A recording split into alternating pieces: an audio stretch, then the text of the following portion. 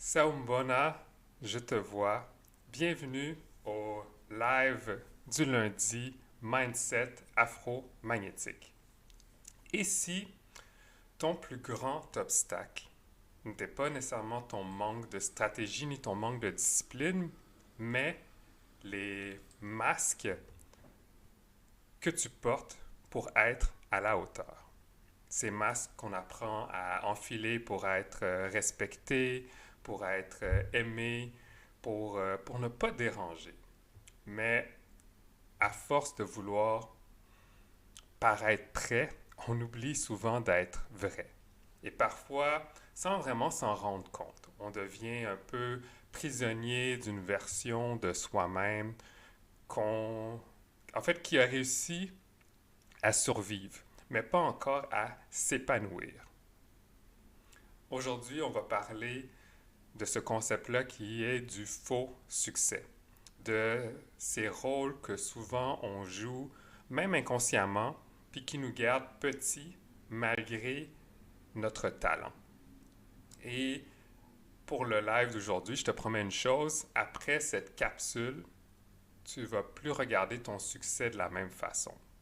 Alors, si c'est la première fois que tu tombes sur cette série, bienvenue dans Mindset Afro-Magnétique. C'est bien plus qu'un live, c'est un rendez-vous de transformation pour les afro-entrepreneurs, puis les leaders de conscience qui veulent bâtir leur succès en cohérence avec leur identité, avec leur mission. Chaque lundi matin, on se retrouve ici sur LinkedIn en live pour déprogrammer les croyances qui nous limitent, qu'on a souvent hérité d'un passé, d'un mindset que j'appelle le mindset colonial, pour reconnecter avec son pouvoir créateur, sa force, son feu intérieur, puis développer une mentalité vraiment de bâtisseur de richesse, de prospérité et de patrimoine générationnel. Parce que le succès, c'est pas seulement une question de stratégie, c'est une question aussi d'identité. Je me prénomme Jean-Philippe, je suis coach, entrepreneur social, créateur du mouvement puis de l'approche afro-magnétique. Depuis plus des 10 dernières années, j'accompagne des entrepreneurs, des artistes, des leaders. Ici au Canada, j'habite à Montréal, dans les Caraïbes, puis sur le continent africain, à créer des marques, des projets, des entreprises qui incarnent leur vérité, leur culture et leur puissance en tant qu'individu. Parce qu'avant d'apprendre à faire plus, il faut aussi d'abord réapprendre à être soi. Et c'est exactement ce que la capsule d'aujourd'hui a pour objectif de t'aider à faire. Donc, bienvenue dans ton rituel du lundi matin. Bienvenue dans Mindset Afro-Magnétique.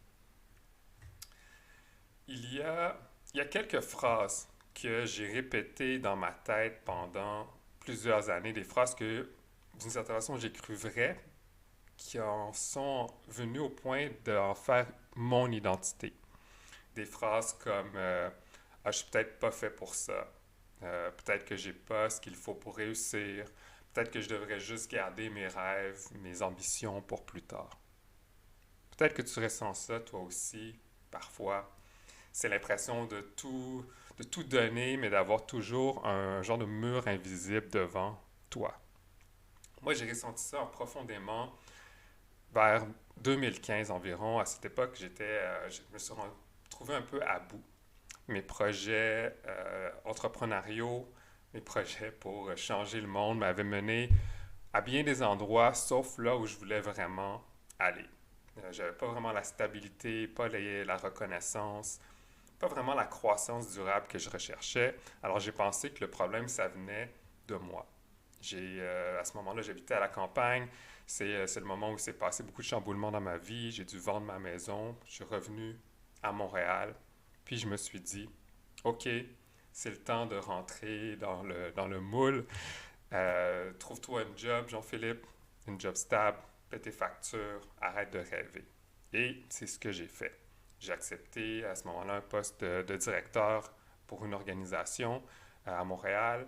Sur papier, tout semblait parfait. C'était censé être le signe que j'avais réussi d'une certaine façon. Mais rapidement, la réalité, elle m'a rattrapé.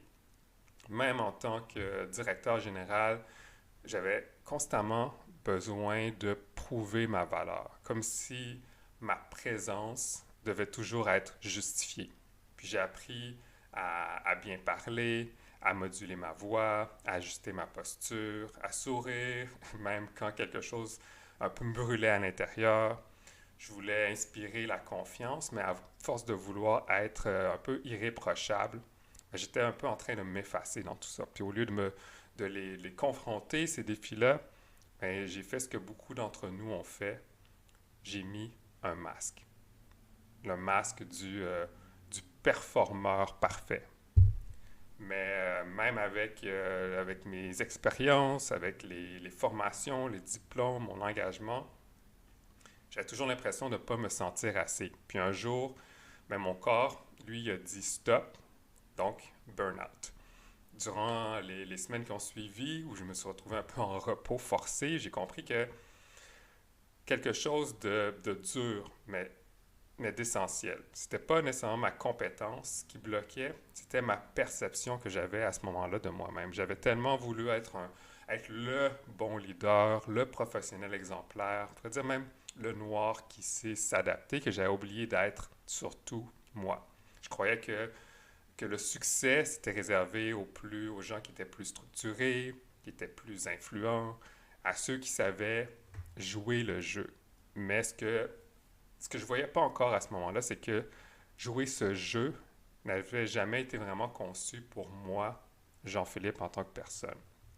Quand tu es une personne noire, c'est dans mon cas, j'habitais à Montréal, dans une société qui est quand même majoritairement blanche, tu apprends vraiment tôt on peut dire, à te traduire, à être fluide, à changer ton ton, changer ta voix, ton vocabulaire, ta posture, pour pas paraître trop passionné, trop direct, trop intense, trop toi d'une certaine façon. On appelle ça le code switching. C'est l'art de s'adapter pour survivre.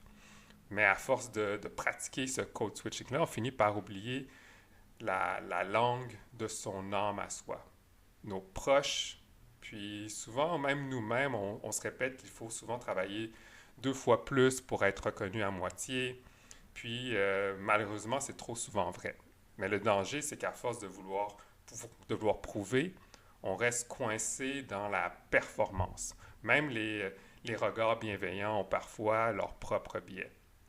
Des compliments, euh, en fait, c'est comme des compliments qui sonnent un peu comme des limites qu'on t'impose à toi. Donc, des choses que je me faisais dire dans ma posture de directeur, des fois, c'est ah, tu parles bien français, toi, pour un Haïtien.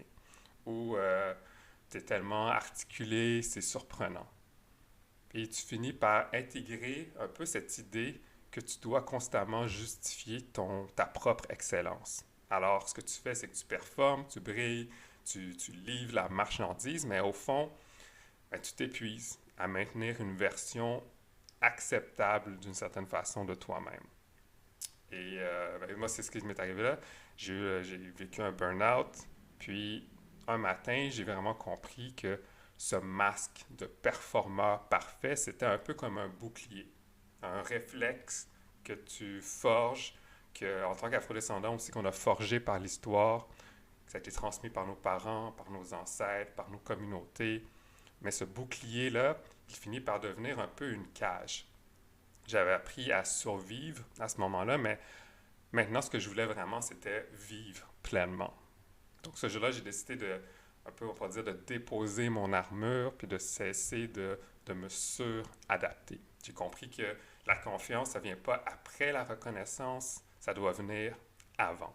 Parce que si moi, je ne me vois pas comme légitime, je peux travailler 10 fois plus, les autres, eux, ne verront pas vraiment l'effort. Ils vont voir que l'effort, mais pas vraiment ma valeur. Donc, tout ce que tu veux créer commence par ce que tu crées à l'intérieur de toi. Et parfois, vraiment, le vrai courage, c'est pas de faire plus, c'est d'oser être toi pleinement. Même dans des espaces peut-être qui t'attendent pas à ce niveau-là. C'est vraiment à ce moment-là que j'ai, moi, arrêté de performer pour être validé, puis j'ai commencé à bâtir pour de vrai. Puis, c'est là où on peut dire le déclic se passe, puis que les choses y changent pour de vrai. beaucoup d'entre nous, on fait énormément, mais on reste d'une certaine façon invisible. Et la raison pour ça, c'est parce qu'on porte ce que j'appelle les masques du faux succès. Puis moi, j'ai identifié en fait trois grands masques principaux, trois façons d'être qui semblent fonctionner, mais qui nous gardent petits en tant qu'individus, qui nous enferment dans une identité de survie. Donc, je vais te les présenter pour la capsule d'aujourd'hui. Donc, le premier masque, c'est ce que j'appelle le masque du performeur parfait. C'est celui qui croit qu'il faut faire plus pour valoir plus. C'est la personne qui est toujours dans l'action, mais jamais dans la vraie présence. On multiplie les tâches à ce moment-là, les projets, les collaborations, mais à l'intérieur, on s'épuise. Parce qu'il s'agit... Parce que dans le fond, on agit à partir de la peur de manquer quelque chose, la peur de ne pas être assez. Puis cette peur-là, ben, souvent pour beaucoup de gens afrodescendants, elle est aussi collective. En tant qu'afrodescendants, on a grandi dans une culture où il a fallu beaucoup, trop souvent, travailler 2 fois plus pour recevoir la moitié de la reconnaissance. Alors on se dit, si je performe, ben on ne pourra pas m'ignorer. Mais le problème, c'est qu'à force de performer, on oublie souvent d'exister. Donc ça, c'est le premier masque. Le deuxième masque que je voulais vous parler, c'est le masque que j'appelle du sage blessé. C'est celui qui conseille, qui enseigne, qui motive, mais qui, lui, s'autorise pas à incarner ce qu'il prêche pour lui-même. Il veut aider les autres peut-être à guérir, mais il évite de se regarder lui-même, de se mettre un miroir pour voir où est-ce qu'il en est dans son propre bien-être. Il agit à partir souvent d'une certaine forme de culpabilité, de se sentir imposteur, parce qu'il croit qu'il doit être parfaitement, pas dire guéri ou accompli pour avoir le droit d'inspirer les autres. Pourtant, la vraie sagesse dans tout ça, ça ne vient pas de la perfection, elle vient de la cohérence. C'est cette capacité à parler depuis son chemin qu'on emprunte pour soi-même, pas depuis, on pourrait dire, une forme d'ego. Maintenant, le troisième masque que je voulais vous présenter, c'est le masque du preneur qui prend sa place de façon polie. C'est celui qui attend la validation avant d'avancer. Cette personne-là, elle a des grandes idées, elle a une vision, elle a une flamme, mais c'est comme s'il la retient pour tout le temps pour pas déranger. Il a peur un peu d'être trop brillant, trop intense, trop différent. Puis quand tu es dans cette posture-là, quand tu portes ce masque-là, tu agis à partir de la peur d'être perçu comme une menace pour les autres. Puis dans un monde qui n'a pas encore appris à, je pourrais dire, accueillir pleinement notre brillance, en tant qu'afro-entrepreneur, en tant que leader, mais c'est un réflexe qui peut être compréhensible, mais il finit par nous faire jouer petit. À jouer petit, ben ça ne protège pas, ça nous coupe de la vraie puissance qu'on mérite d'incarner. Donc, les trois masques que je t'ai présentés, ces masques, ce ne sont pas des erreurs, dans le fond, des erreurs de parcours, ce sont des mécanismes de survie, des réflexes qu'on a forgés à travers les conditionnements qu'on a vécus, nos origines, nos héritages, nos histoires collectives. Mais ce qu'il faut comprendre à travers cette vérité-là, ce constat, c'est que tant que tu agis à partir d'un ancien programme, tu restes prisonnier d'un succès qui ne t'appartient pas encore. Donc, c'est exactement pourquoi, moi, un peu dans mon approche de coaching, j'ai créé un framework autour de ça, que je l'ai appelé CODE. CODE, ça s'appelle K-O-D-E, accent aigu. CODE, c'est mon approche pour vraiment briser ce genre de chaîne intérieure, puis reprendre le contrôle sur son système mental, puis son système énergétique. C'est inspiré des 6 facultés mentales supérieures qu'on a dans notre cerveau. C'est des notions que j'ai tirées de la psychologie comportementale, mais que j'ai surtout appris à découvrir à travers on pourrait dire c'est un coach, c'est un leader qui s'appelle, c'est un Américain d'origine canadienne, il s'appelle Bob Proctor. Puis moi, ce que j'ai fait, c'est que je l'ai d'abord réadapté d'abord pour moi-même, puis après ça, plus à une réalité plus afrocentrée. C'est une méthode qui a 3 étapes, dans le fond. Tu commences par décoder tes croyances. C'est vraiment identifier tes chaînes mentales que tu as héritées ou que tu as acquis, puis qui ont tendance à saboter ce que tu veux vraiment. La deuxième étape, c'est de reprogrammer ton esprit, parce qu'on a cette capacité-là, on appelle ça en neurosciences la neuroplasticité, c'est de créer de nouvelles connexions dans ton cerveau qui te permettent de reprogrammer ce qui te bloquait. C'est d'installer des nouveaux schémas de pensée qui sont vraiment, cette fois-là, alignés avec ta vision de croissance, de prospérité, de réussite.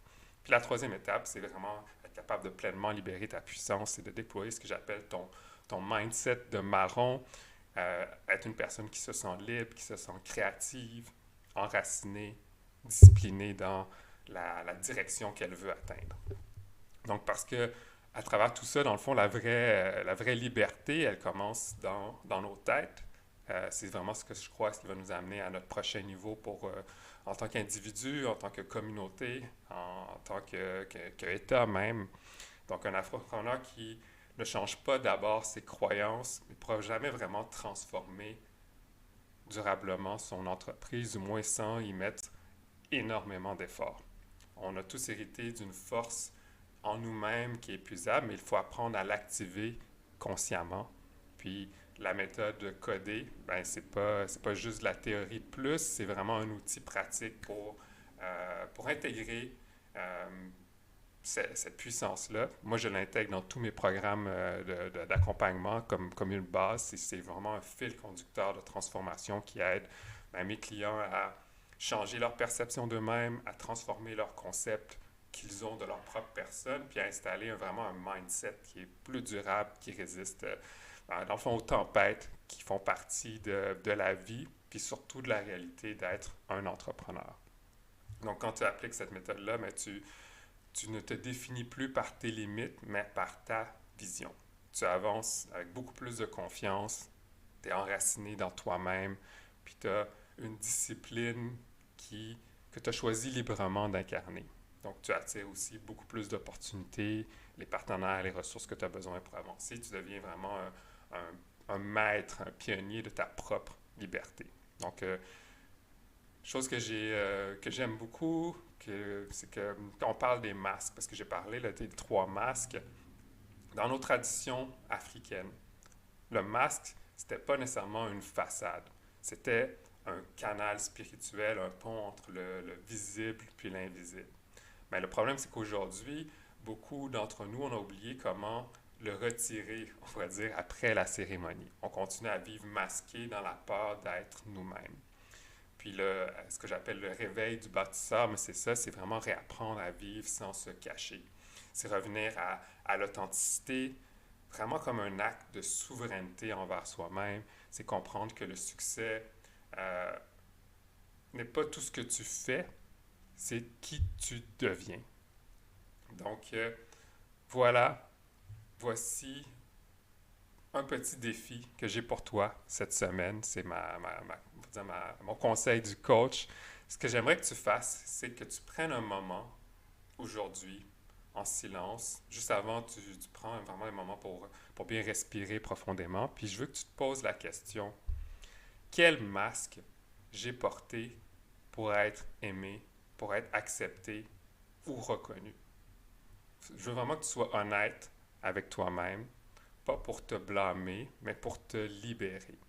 Puis écris après ça une phrase que je te suggère que tu peux écrire dans un cahier que tu réserves pour toi, ton cahier de réflexion, ou même l'écrire peut-être sur un post-it que tu pourras relire chaque matin cette semaine. La phrase, elle est comme ça. Cette semaine, je choisis d'agir à partir de mon essence, pas de mon image. Puis, observe ce qui va changer. Observe comment tes conversations vont devenir peut-être plus vraies, comment tes décisions vont devenir plus légères. Parce que la prospérité, ça commence pas quand tu fais plus, ça commence quand tu oses être plus vrai. Donc, si cette capsule d'aujourd'hui t'a parlé, je t'invite à t'abonner. J'ai une chaîne YouTube, à t'abonner à mon infolette, peut-être sur LinkedIn.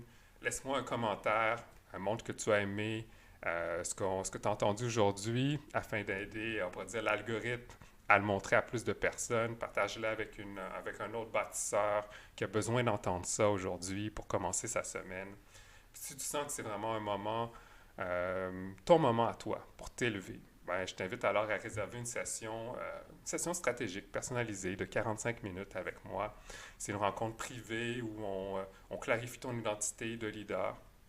On identifie ce qui bloque dans ton expansion, puis on crée vraiment ta feuille de route à toi concrète pour aligner ton message, ton énergie, puis si tu es un entrepreneur, les offres que tu as à proposer. Donc, à lundi prochain pour une nouvelle capsule de mindset afromagnétique. D'ici là, ben, je te choisis d'incarner ta vérité à toi. Je te souhaite santé, bonheur et succès et une très belle semaine. À une prochaine fois. C'était Jean-Philippe Vézina de l'agence Mauvaise Coaching. À très bientôt.